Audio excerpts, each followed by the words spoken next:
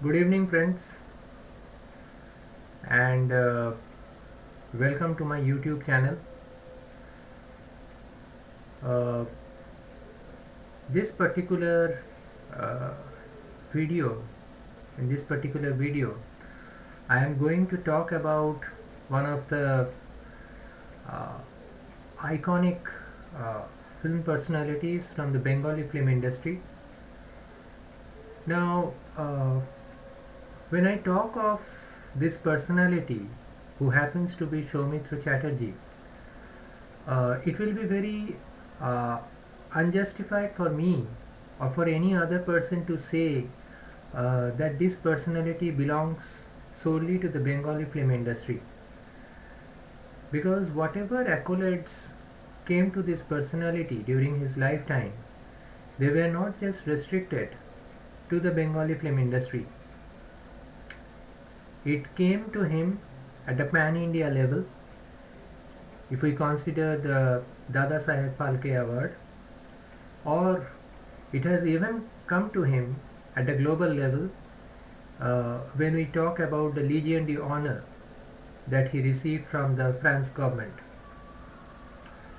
And so uh, these accolades that Mr. Chatterjee received clearly shows that he happens to be a timeless film personality. Apart from films, Soumitra Chatterjee was involved with publishing, was involved with public speaking, was involved with poetry, was involved with recitation, was involved with theatre, was involved with painting, and he happens to be a multifaceted personality, and his creations and his contributions have transcended time, and thus he has definitely been someone who can truly be called as a timeless artist. Now, uh, after his death on 15th November 2020, I personally came across various articles about him in some of the leading magazines of Bengal, which talked about that Soumitra Chatterjee and the late legend Satyajit Ray were two factors who were interdependent on each other. Their success in the business of movie making uh, came uh, because of each other.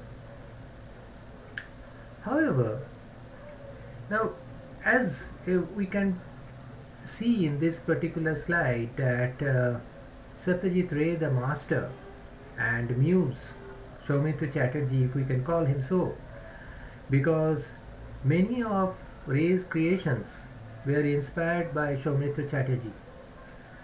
Many of the movies, in fact, the very first movie of Chatterjee, that is Opur Sangsar, it is said that Ray thought of Opur Sangsar only after he met Chatterjee.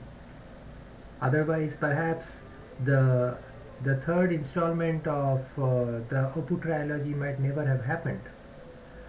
Also, we have heard, we have read that the illustrations related to the Feluda series also undergone a change, and that change was made by Ray himself. Uh, the sketch of Feluda was more inspired by Chatterjee in the later installments of what Feluda was written post 1970s. So yes, we can definitely call Chatterjee the muse of the master. But when we say that was the success of Ray dependent on Chatterjee, I beg to differ, because I feel that Ray was himself a master, and Whether with Chatterjee or without Chatterjee, Ray would have been Ray. Yes, to be very frank, I feel that he would have been a Ray to a little lesser extent than what he happened to be. But he would definitely have made a difference to the world of movies, to the world of literature, and to the many other worlds that he contributed to. Because let's understand his lineage. He happened to be the son of Shukumar Rai and grandson of Upendra Kishore Rai Chaudhary. And these two personalities were so dynamic, were so innovative, were so progressive, they were so ahead of their times that there was definitely a genetic connection to do with what Ray himself achieved during his lifetime. If we look at these two movies, Pather Panchali and Aparajito, the two of the movies from Opu trilogy, international acclaim came to both of these movies, and these two movies happened before Chatterjee got into movies. So you see that already it was not just a question of national acclaim, it was a question of international acclaim that Ray achieved with these two movies. And that is a huge thing given the circumstances, given the times, given the budget, given the infrastructure, uh, considering which Ray achieved this feat.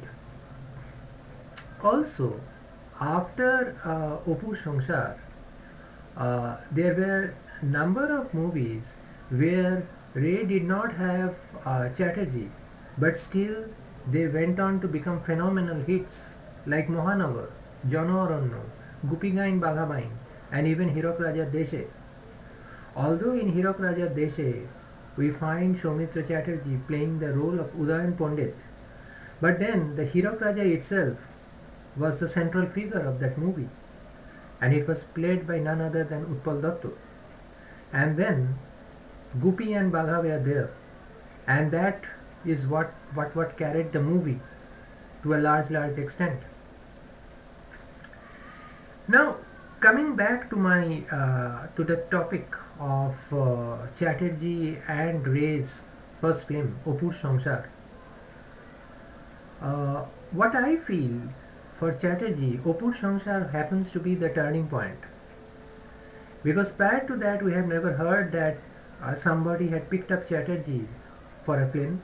It was only after people saw Opu Shongshar that we hear that even the late Uttam Kumar asked his brother to check out this new star. He equated Chatterjee with 555 cigarette. There were many more people who really took notice of this newcomer. In that era, movie makers like Mrinal Sen, Tapan Sinha, Ajay Kaur, and many more. Perhaps if Opu Shongshar was not made, Chatterjee would not have evolved in such a big way within the next decade after Opu Shongshar released. So definitely, this movie, Opu Shongshar, happens to be the turning point in Soumitra Chatterjee's career. However, if we look at the this movie from Ray's angle, I believe it happens to be the harbinger of an incredible collaboration between Ray and Chatterjee.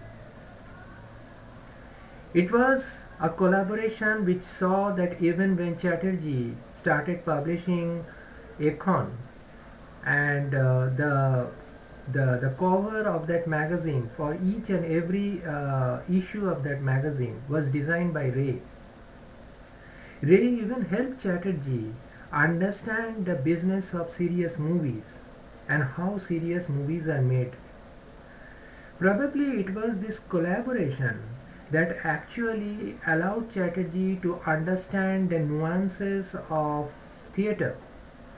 And when he seriously took to professional theatre, there were a lot of things that he incorporated in theatre that really transformed the entire the ecosystem of Bengali theatre.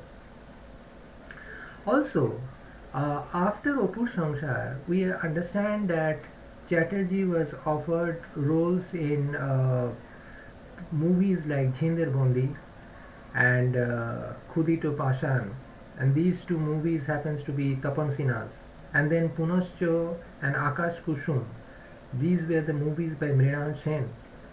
And then movies like Sat Pake Bandha. So there were a lot many movies that were offered to Chatterjee, and these very directors themselves have confessed that it was only after they saw Opur Samsar that they understood the true potential of this star. So you see that although these movies were there, but the reference point was Opur Samsar, and so it was all to do with Ray and his understanding and the motivation and the way he mentored Chatterjee for that role in Opur Samsar.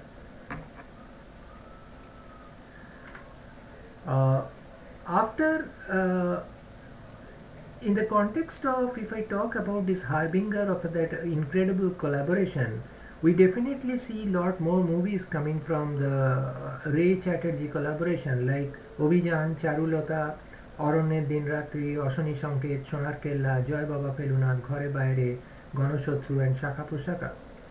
There is no doubt that yes, these were the movies and these were really very, very important in Ray's career.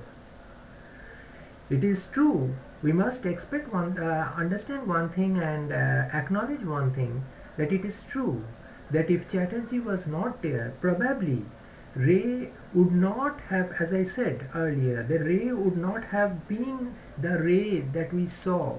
We found him evolving into. He might have been a lesser Ray, so to say, because he got a muse who inspired him and who really was someone who could be modeled into a particular character, who could be molded into a particular character. There was a vision that Ray had, and each time Chatterjee was taken up for a particular project, he totally understood what Ray wants from him and gave his 110 to 120% into it. And that's what is the result, that these movies were made, and these were equally important in each other's career. However, if we look at the era after Ray, that is post 1992, we find that this collaboration with Ray had actually revitalized Soumitra Chatterjee. And after Ray passed away, his collaborations with directors like Sandeep Ray, with films like Uttaron and Nishi Japon, Gautam Ghosh, Abar Aranyo and Dekha, Suman Ghosh's Padokhep, Atoni Ghosh's Mayurakhi, Shivaprasad Nandita's films like Posto, like Bela Sheshe, and Anik Datta's Borun Babur Bandhu. And there were many more movie makers with whom Soumitra Chatterjee collaborated. And we find that revitalized Soumitra Chatterjee really added lot and lot of meaning to these particular movies. In fact, many of us do feel that there is a certain analogy between Soumitra Chatterjee and wine, because it is said in the context of wine, that the older the wine is, the better it is.